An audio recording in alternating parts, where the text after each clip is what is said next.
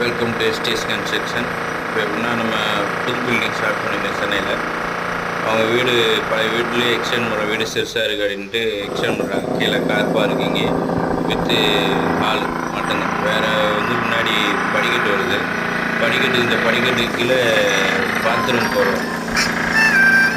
Bathroom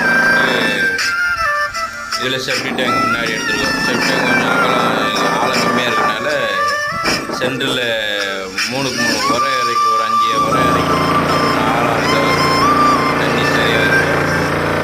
தண்ணி கரையில் வந்துடும். அப்புறம் மேலே ரூப் காங்கிரீட் போட்டு கீழே சும்மா 4.5 வால் மட்டும் போகிற மாதிரி விஜயில் அவங்க பாதி போட்டு அதுக்கு மேலே கிரில் வச்சு தென்னல் வச்சு தந்துருக்காங்க.